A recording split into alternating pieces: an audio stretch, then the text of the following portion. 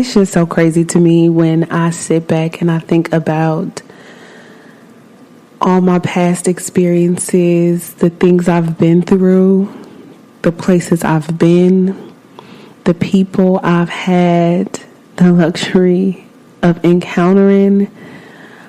I think about all experiences, good and bad, and how they shaped me to be here right now in this moment. I think a lot of times it's so easy to get wrapped up in your past experiences, the good and the bad, that we forget the past is just the past. The only thing that matters, and I mean the only thing that truly matters, is this present moment. And it wasn't until maybe even last year, and I realized that I'm not always fully present in life. Like, I'm here in this moment, speaking with you, talking to you, sharing these experiences with you, hanging out with you, laughing, crying, just having a ball, all of those things. But I wasn't truly present in the moment and enjoying the experiences because I'm always thinking about what has happened in the past or what has the potential to happen in the future. And the issue with living life in this way, again, is not being fully present in the moment to enjoy what God has given you. And Pastor Sarah once said that sometimes we're so wrapped up in the old blessings that we can't receive the new blessings. We get so content almost and so attached to people, places, and things that when God is trying to detach us from people, places, and things, it's hard for us to let go. And we don't even realize that we're blocking our own blessings because of this. And the one thing I know about God is anything He takes away, He replaces it with something better. God would never take from you to give you less than or to give you nothing at all. And I find comfort in that. I don't know about you, but I genuinely find comfort in that. But here's also another thing. I'm an overthinker. And I think a lot of us are overthinkers. Some may overthink more intensely than other, but I'm an overthinker. I overanalyze every situation. I'm always weighing out the pros and cons. I'm replaying things in my head. I'm trying to map out things in my head. I'm always trying to strategize. And these aren't like terrible qualities to have, like weighing out pros and cons, being strategic. Like, those aren't terrible qualities to have, but to a fault. If you're always overanalyzing something, if you're always trying to plan for something to go wrong instead of just accepting all the ways it could go great, are you really living in the moment and just taking everything as it is? So this wasn't actually the topic I was going to discuss, right? But I felt just out of nowhere I needed to get up and get this off my chest. I felt extremely called to get this off my chest, and I can't stress enough living in the moment. I often tell my sisters, take it one day at a time. It's one day at a time. That's all we can do, because if you're thinking too far in the future, you're going to psych yourself out. Because you're like, okay, well, how am I going to accomplish this 2 weeks from now, 2 months from now, 2 years from now? And you don't even know if 2 hours from now, this is going to be possible, that you're still going to be here. I hope that made sense. Like, I hope that doesn't sound crazy, but I really do think if we think too far ahead in the future, we're already psyching ourselves out. We're setting ourselves up for failure, especially if you've experienced a lot of disappointments in life. If you are the type of person that's like, fuck, 10 steps forward and 40 steps back. Like, if this sounds like you, it's time to be more present in the moment. So some of the ways I'm more present in the moment, and it may sound like simple tasks that don't make a lot of difference, but I assure you it makes a huge difference. So one thing I still try to do, but I used to do all the time, I don't get on social media before 10 a.m. And I'm getting up around 6:30, 7 in the morning. So no social media till 10 a.m. It sets your tone for the day. The things you do early in the morning really sets your tone for the day. So you're getting on social media and you're being influenced by all these things, all these people.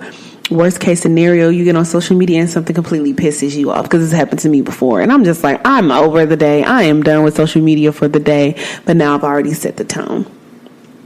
Another important step to my morning, I always make up my bed. I don't care if I'm not leaving my apartment for the day. I don't care if I'm not going anywhere till later. I'm going to make up my bed, because it's literally the first task of the day.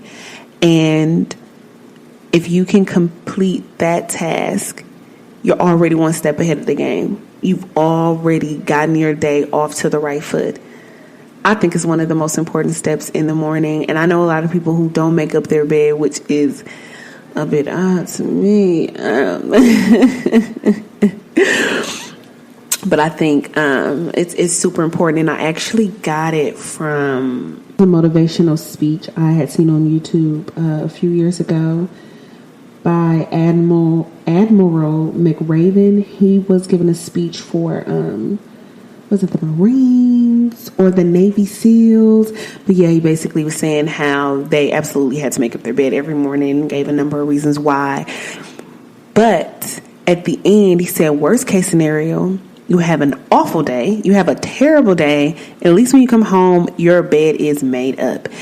And I talk about this a lot, like, when my environment is messy, when my apartment is messy, if things are misplaced around my room, my mind is all over the place. So if I can come back to a clean room with a made up bed, that will probably even ease some of the tension in my mind. So while making up your bed every morning may seem tedious and unnecessary at best, everything's about intention. And you set that intention for the day when you make up your bed and you're already deciding to complete the first task of the day. I remember years ago, I used to not make my bed if I was like running late or something, and I was like, I don't have time to try to make this bed. I got to get to work. I got to get to class. I got to do something. Like, I'm always in a hurry to go somewhere. I'm always running behind, I'm one of those people. Being on time was unfortunately not one of the gifts God gave me. I hate to say it, but it's true. So here's the thing with rushing, though, and not having good time management. So let me not even blame God. Lord, forgive me. I'll take that back. Not properly managing your time hurts living in the present moment. And that was another realization that I came to after starting my spiritual journey. I thought it was all fun and games. I thought it was whatever. I thought it was cute, okay? But it's not cute. It's not all fun and games to be running late all the time or feeling like, oh crap, I'm already late. Let me rush. Let me hurry up. I'm forgetting things. I'm losing things. I'm making mistakes, whatever the case may be when you're rushing to get somewhere when you're not on time. So how that correlates with not living in the present moment is through lack of awareness. So, something as simple as forgetting something and then having to go back, or getting there and realizing, oh man, I needed this thing and I don't have it, because you were rushing, because you were not working through intention. And everything is about being intentional. Okay? And a lot of times now when I'm getting ready to go somewhere, I won't even play music. I'll do it in complete silence, so I can listen to my environment. I can feel, hear, see, smell everything. Like all my 5 senses are working at one time. And that's important for living in the moment, because every sound, it's kind of like, okay, meditation. If you meditate, and you'll understand this, like if you meditate in silence, when you close your eyes and bring awareness to your voice, anything that's going on in the environment around you might sound a little louder. You're becoming more present in the moment, and you're eliminating distractions and minimizing error. Okay? That's the point I guess I'm trying to make here. When you eliminate distractions, you minimize error, and you can truly be present to appreciate everything that's going on around you. I like to meditate on my balcony, which overlooks the pool. And I can hear the water. I can hear the wind. I can hear the planes flying over my head. I can hear the birds. I can even hear that pesky little fly that so desperately wants to break my meditation mode. And it just does something to me. It just does something to my spirit. It really reels me in. Have you ever been out in nature without your phone, without music, without even conversation, and you can just hear the birds chirping? You can hear the bugs buzzing. Maybe you can hear some water or the leaves whistling in the wind. It's a different experience away from what we're normally used to. Away from the hustle and bustle of the city, away from the loud horns, away from the loud music, away from the loud conversation. Like, it really brings you into a space of appreciation and intentionality. And like I said before, everything should be done with intention.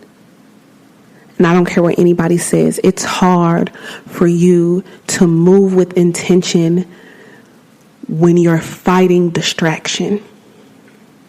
Okay? And so everything should be done with intention. The words you speak should have intention behind it. It does have intention behind it. But be aware of what that intent is. Even the people who you hold conversations with, the people who you hold space for in your life, be intentional about that. You cannot let everybody into your space. You cannot have conversations with everybody, because every conversation you have, every interaction, whether in person or online, carries an energy exchange. And it's important to be conscious and intentional about the energy you're exchanging. Also, be intentional about the things you wear, the places you go, the things you listen to. So I'm a licensed esthetician, and I tell my clients all the time, everything you consume into your body will have a effect on your skin.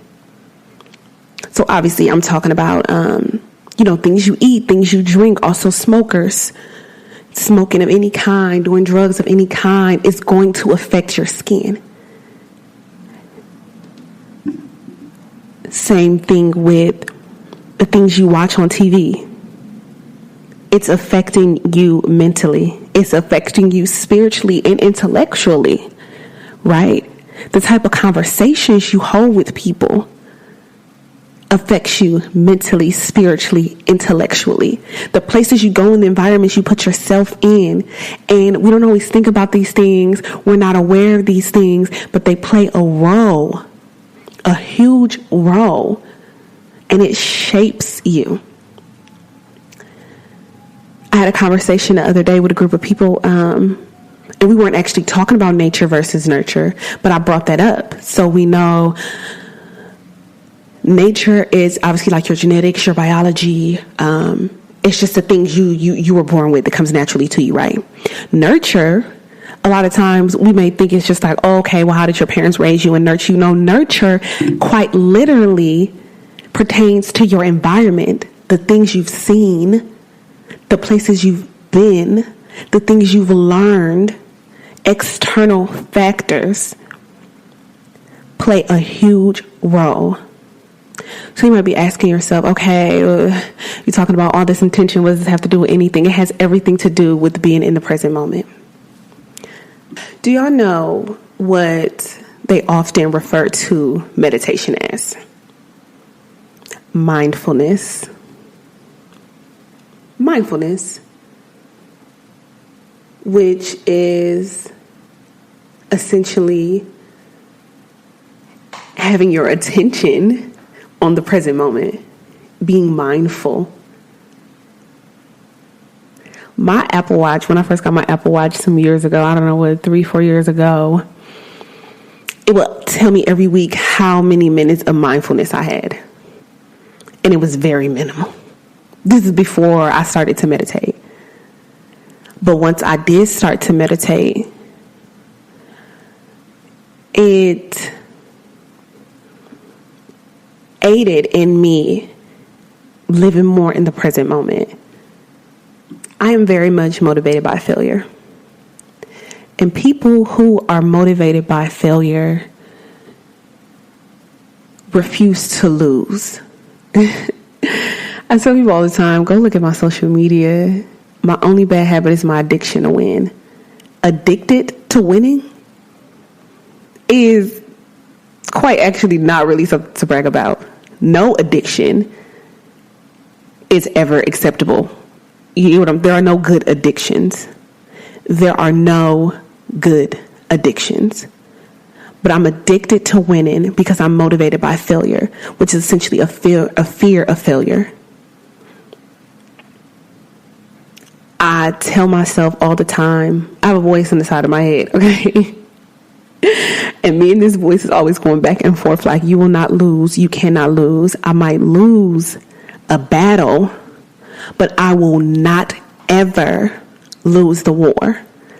And thus far in my life, it has worked out, but it has a cost behind it.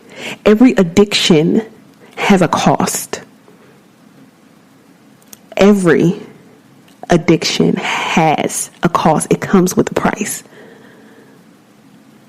And I'm not going to get into all of that. We'll talk about it on another episode later on. But I said all that to say I lacked mindfulness and intention in my life for so long. I was just doing things to win. I was just doing things to get ahead. I was just doing things to make more money. And every time I accomplished a goal,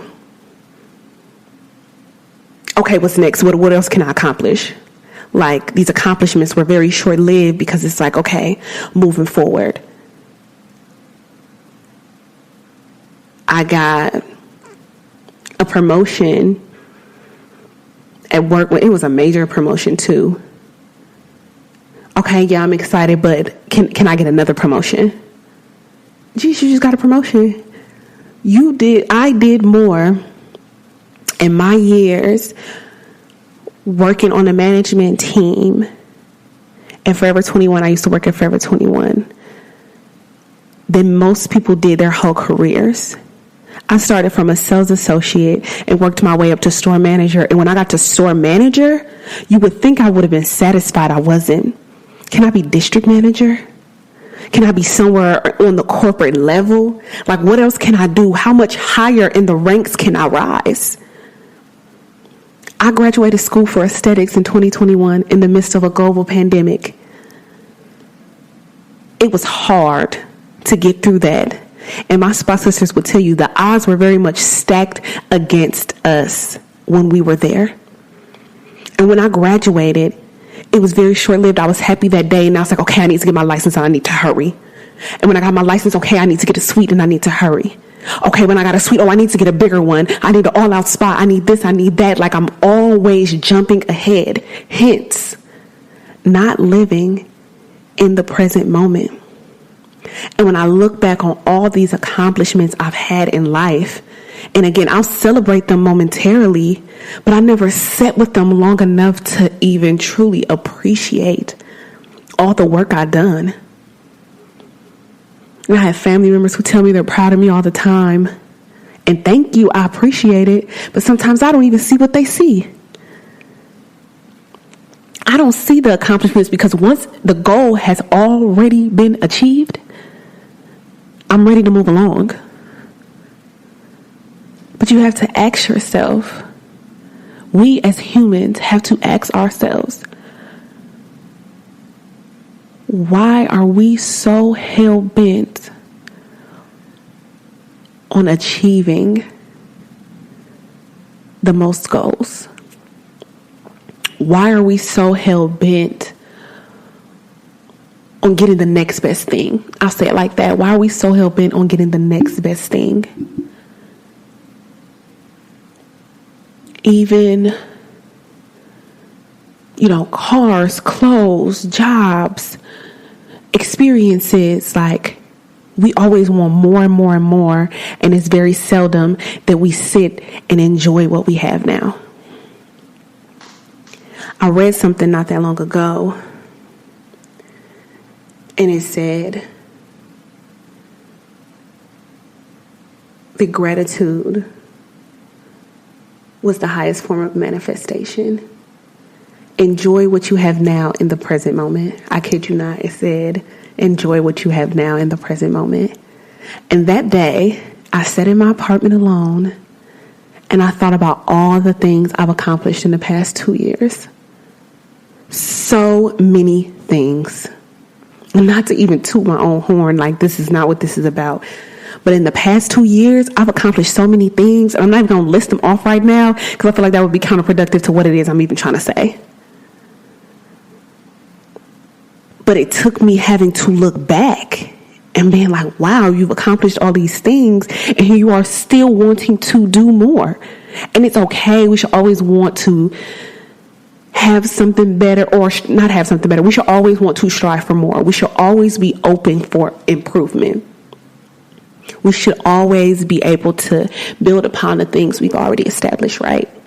Like, I'm not saying that we shouldn't, but be thankful for what you've already accomplished. I personally have missed out on some very valuable moments in history, and I'll call them history because it's a thing of the past, because I felt like I needed to do more, accomplish more, get ahead. So like I said before, I often tell my sisters, and I do me often. I have a lot of sisters, okay? I tell my sisters, just take it one day at a time. That's what I tell myself too. Whenever I'm in a slow season, a down season, when things aren't quite going my way, I just take it one day at a time. What can I accomplish today? And when tomorrow comes, we'll deal with tomorrow.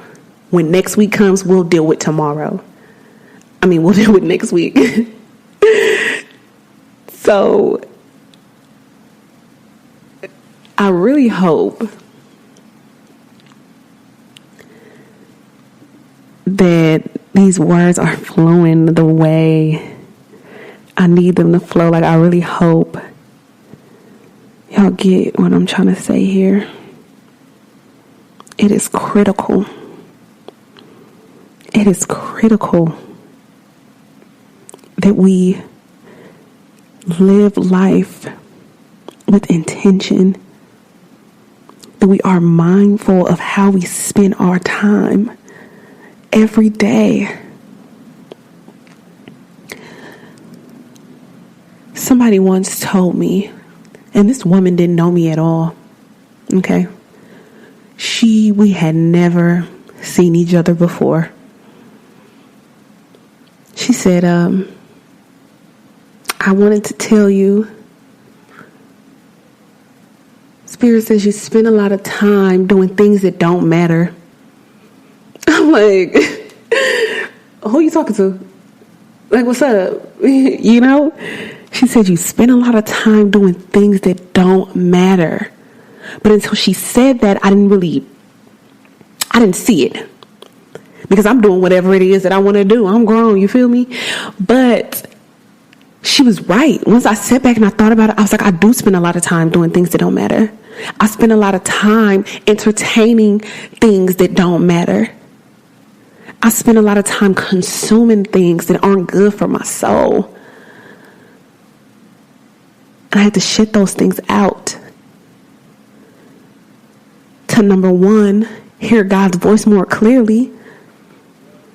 Because I was too focused on these worldly things. God couldn't even get the messages through to me that needed to get done to me. Number two,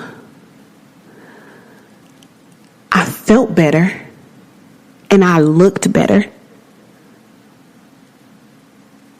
You're probably like, you looked better. No, I looked better. Sometimes I look back at old pictures of me at a certain point in my life, and whether other people could see it or not, because I couldn't even see it back then, but I can see when I was off track. I can see it in my face, in my demeanor, my posture. Maybe I'm not even physically fit. And I don't mean in a, gym body type of way. But even, and ladies, I know you feel me on this. There's time when I'm bloated. And I know it's because I'm not consuming the right things. And it doesn't always have to be food and drinks that you're consuming. Everything that you consume plays a role. Mentally, physically, spiritually, intellectually. It plays a huge role. And so I was thankful to her for that message, because it definitely put things into perspective. And sometimes we need people around us, strangers or not, to bring things to your attention, to put things into perspective so that you can make the changes necessary to move forward. And until we acknowledge and accept the things that are distracting us and hindering us, that we are able to move forward, you won't be able to. A key component in bringing myself back into the present moment is limiting social media, or completely getting off of it as a whole. So, social media, the internet, it's not real. Have you ever heard people say that social media is not real? It's like a whole trend going on TikTok. If you ain't on TikTok, you living under a rock, okay? Social media is not real. And I can attest to that, because for me personally, I only put things on social media that I want you to see. Because I can. Because it's mine. And my life does not have to be lived out in the open. It does not have to be public. So I post when I want to post. I pick and choose who I want to show. I recently started using my close friends' story option on Instagram, because I don't even want all of my Instagram followers to see some of the things I have going on. And it's not because I'm a pretender or I'm like trying to hide what's going on. I do everything with intention now. And it is my intent to share certain parts of my life with certain people that I want to welcome into that part of my life. And everyone shouldn't have access to you. I don't care if we're connected through social media platforms. That still doesn't grant you the right to have access to my life. And just like what you're choosing to post on social media isn't the only thing that plays a huge role. Again, it's going back to the things that you consume. And like I stated before towards the beginning of the episode, there were times when I've gotten on social media and it just completely irritated me. I'm like, I am just so done. Like, people are so ignorant. It's ridiculous. Every day we stray further and further away from the Lord. I just can't believe some of the things that I see and that I witness. And I think the thing that triggers me most as it pertains to social media is the blatant disrespect of Black women. It drives me up a wall, and it is such a trigger for me still. And I'm working on that if I happen to scroll past like a video on TikTok and they're disrespecting Black women, I'm easily angered, and I can admit that. So I'm learning to stay off of social media. I'm learning to not let these things bother me, but by limiting my social media time, because obviously I'm trying to have a decent social media presence for my many businesses. But by limiting my social media time, it limits the amount of times I can be triggered by something like that. And that's not the only thing that can get my blood boiling, but it's probably the number one thing at this point in my life that makes my blood boil. Like, the blatant disrespect of Black women. I just can't take it. Y'all, I can't take it. I'm being honest. I can't take it. But the point I'm trying to make is I'm intentional with the amount of time I spend on social media so that I don't get triggered.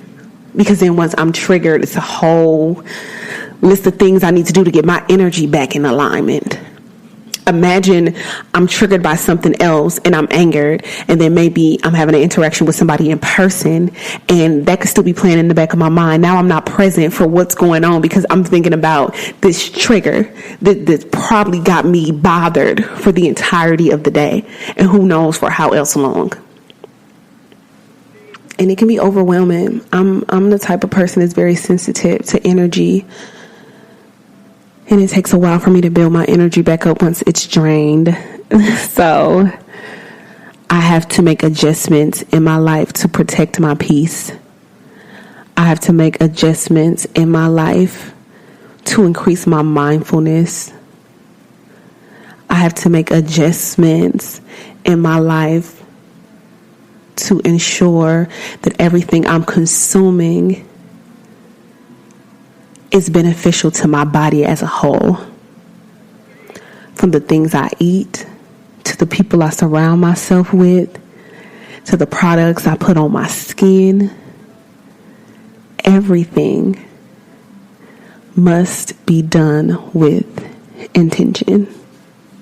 So in conclusion, I was just kidding, but no, I don't know why I felt so strongly to get this off my chest. I feel like I was rambling a little throughout, but I truly hope this message has put things into perspective for you. I hope this message has helped you in some way, or can be a reference if you need help with being more mindful in the future. I hope this message has blessed you. It blessed me even getting it off my chest. So I truly pray that this message has blessed someone listening today. In society, it can be so hard to live in the present moment, especially with everything that's going on around us, everything going on in the world. But it is critical that we do things with intention and purpose, and that we spend more time living in the present moment and less time worried about the past, which we cannot change, and a little less time worried about the future, because my dreams and goals are adjusted all the time. This is the House of Trauma podcast. I'm your favorite podcast host, Kiana Brienne, and I'll see y'all next week.